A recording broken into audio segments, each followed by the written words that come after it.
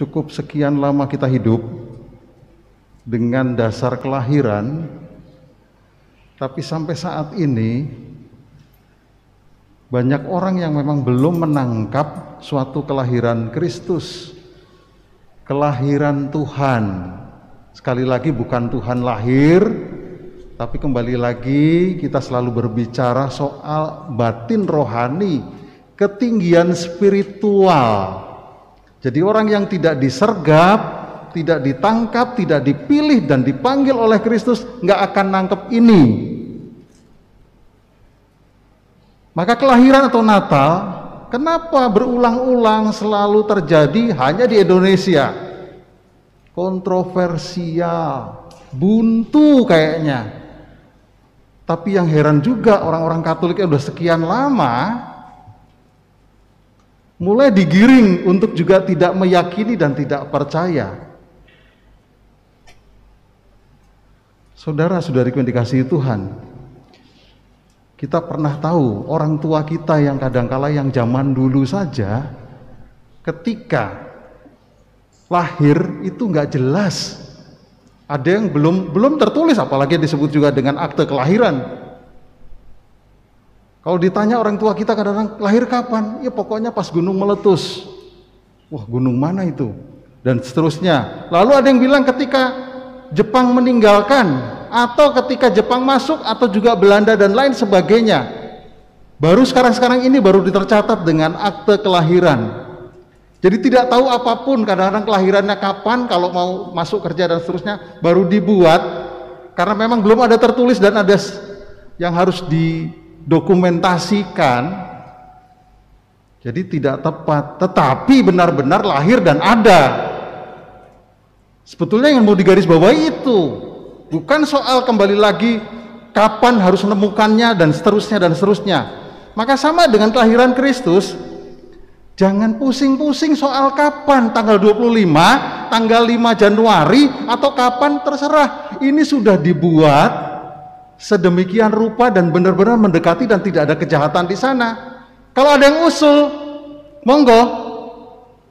Kalau kamu menurut benar kamu kelahirannya bukan tanggal 25, tanggal berapa? Ini sudah dari pertama perdana dicari dan diusahakan dan bagaimana sampai betul-betul mendekati tanggal 25 itu. Jadi nggak usah pusing dengan kapannya. Sudah dibuat, diatur dengan liturgi yang baik dan seterusnya. Yang jelas Kristus lahir dan Kristus ada benar. Bahkan nanti bisa dengan jelas Allah hadir ke dunia, sabda sudah menjadi daging dan tinggal di antara kita. Betul, dan kita bisa terangkan dengan lebih jelas, lebih paham lagi. Dan juga bukan kalau namanya kelahiran itu siapa keturunannya, bapaknya siapa, orang tuanya. Banyak orang yang nggak kenal juga, bahkan yang ditinggal oleh orang tuanya ketika lahir atau juga mungkin dibuang, tapi dia ada lahir. Nggak penting tuh sebenarnya siapa keturunannya dan sebagainya. Tapi yang jelas di situ sudah ada benar dan lahir dan ada. Dan bukan dengan caranya. Ada orang dengan caranya sesar, ada yang dengan caranya lahir biasa, ada yang dengan cara susah payah dan seterusnya. Tidak ada masalah. Apalagi dengan kelahiran Tuhan.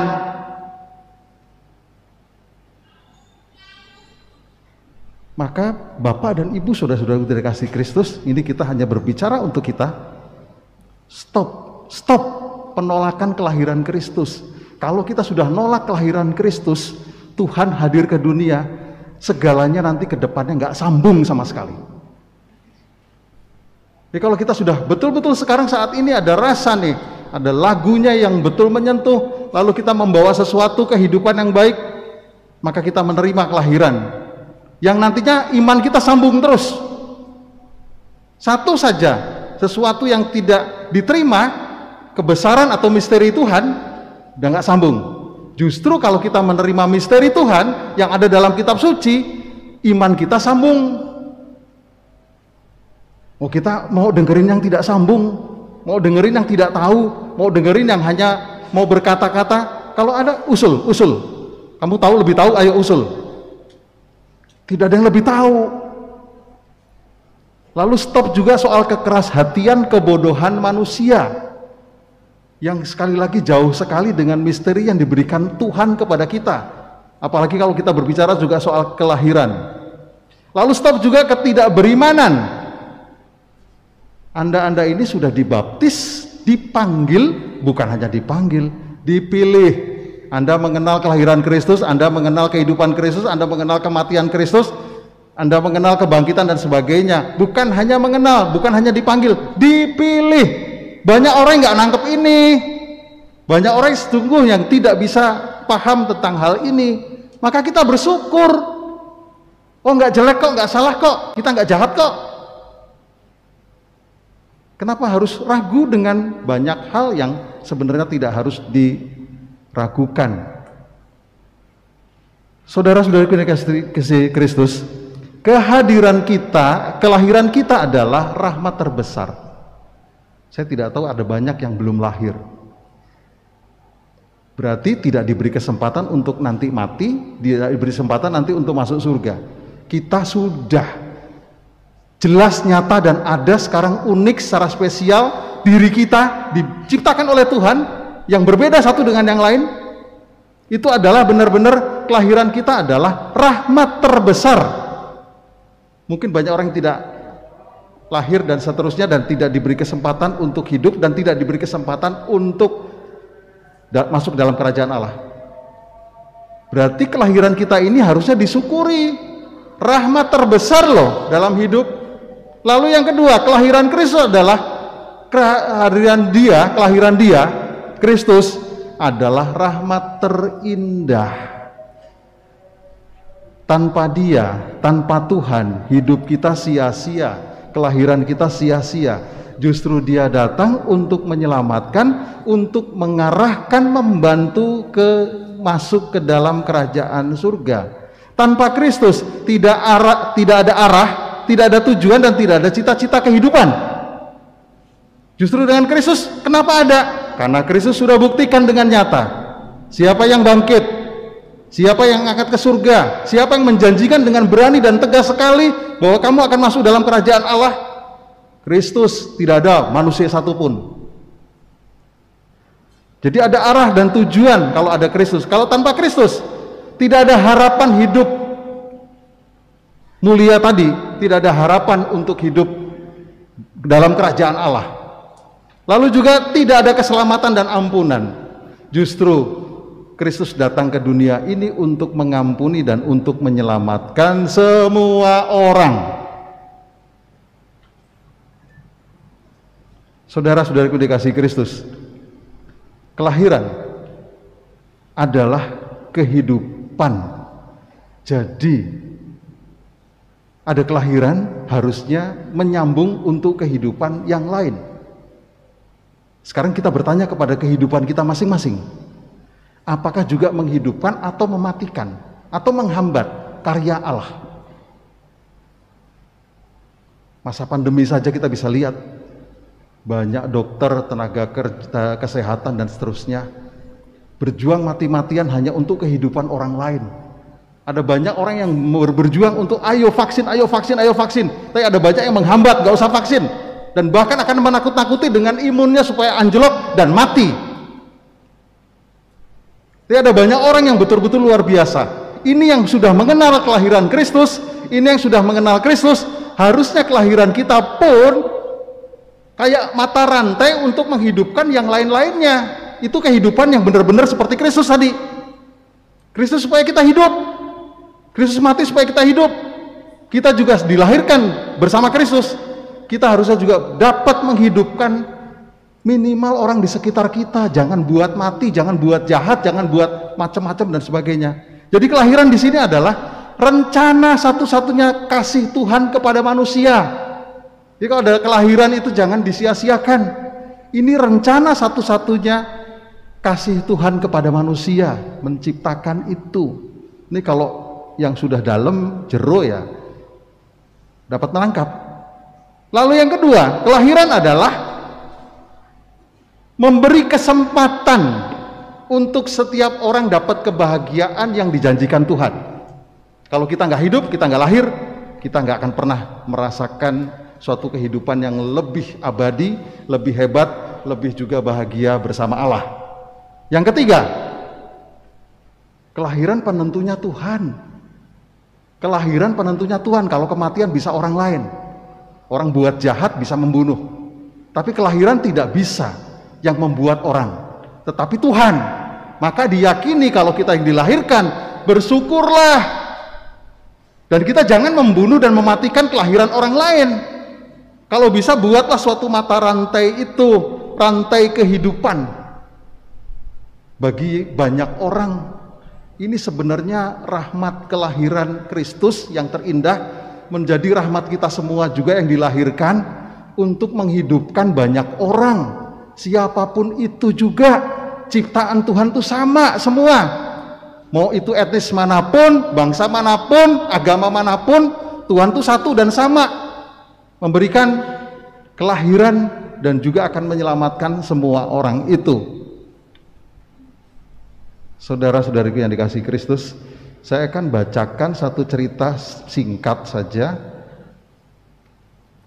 tentang seorang anak. Ini kalau kita tahu, maaf saya tidak menceritakan bangsa lain tapi sejarahnya saja. Bangsa Jepang itu kalau berperang dan membunuh sadis sekali. Bahkan dia bisa membunuh dirinya sendiri kalau merasa kalah, gagal, dan hopeless. Harakiri. Dan termasuk juga membunuh keluarganya dengan enak-enak saja kalau sudah nggak berguna. Ini ada ceritanya. Konon di Jepang pernah ada tradisi membuang orang tua ke hutan. Mereka yang dibuang adalah orang tua yang sudah tidak berdaya, tidak berguna, supaya tidak memberatkan kehidupan anak-anaknya. Sudah sakit, sudah macam-macam dan seterusnya. Pada suatu hari ada seorang pemuda yang berniat membuang ibunya ke hutan karena si ibu telah lumpuh dan mulai pikun.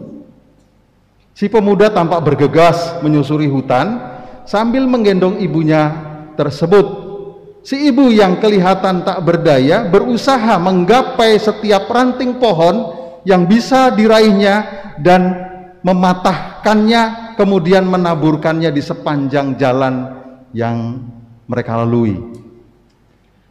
Sesampainya di dalam hutan yang sangat lebat, si anak menurunkan ibu tersebut dan mengucapkan kata-kata perpisahan sambil berusaha menahan sedih karena ternyata ia juga tidak menyangka sanggup melakukan perbuatan ini. Kemarin dalam pandemi kita tahu banyak orang yang kelihatan berjuang habis-habisan, tapi ada orang yang dengan cari untung habis-habisan hanya untuk kematian orang lain dan seterusnya dan seterusnya. Ternyata mungkin ada di antara kita juga. Ini di Jepang seperti ini. Justru si ibu yang tampak tegar dalam senyumnya, ia berkata, "Anakku, aku sangat menyayangimu. Dari kecil sampai dewasa, aku selalu merawatmu dengan segenap cintaku. Bahkan sampai hari ini, rasa sayangku tidak berkurang sedikit pun. Tadi aku sudah menandai sepanjang jalan yang kita lewati dengan ranting-ranting kayu. Aku takut kau tersesat. Ikutilah tanda itu agar kau selamat sampai di rumah." Singkat cerita, akhirnya anak ini mendapatkan sesuatu panggilan khusus dari Tuhan akan kasih sayangnya dan cinta kasihnya yang tidak harus dibayar, sekali lagi dengan duutdes, harta benda tertentu, tetapi kasih sayangnya yang luar biasa. Akhirnya ibunya dibawa pulang kembali dan sampai meninggal di rumahnya, di tempatnya. Saudara-saudaraku yang dikasihi Tuhan, apakah itu juga bisa terjadi pada kehidupan kita masing-masing? Kita sering tidak sadar dan bahkan kita selalu dibawa dan digiring untuk hal-hal yang tidak baik. Sekali lagi, semoga dengan semangat Natal Kristus ini, kelahiran Kristus itu bagi kita menjadi suatu sumber kehidupan, bagi kita menjadi sumber damai. apalagi dikatakan dalam Natal nasional dengan tema cinta kasih Kristus yang menggerakkan, atau kelahiran Kristus yang menggerakkan persaudaraan dan perdamaian.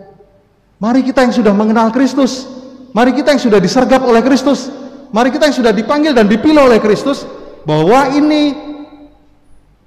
sebagai rantai kelahiran, rantai kehidupan, jaga minimal kalau nggak bisa membuat suatu kehidupan lebih panjang, menjaga tidak menyakiti dan membunuh atau menyingkirkan kehidupan orang-orang yang dekat dengan kita atau siapapun juga hanya demi keuntungan semata atau untungan ke dunia sementara, atau juga mungkin hanya tempat-tempat politis belaka dan lain sebagainya. Semoga berkat kelahiran Kristus setiap tahun kita rayakan semakin masuk ke dalam hati kita, semakin menghidupkan banyak orang, dan tentunya juga seperti Kristus menjadi teladan bagi banyak orang untuk kehidupan dan kelahiran serta keutuhan ciptaan. Amin.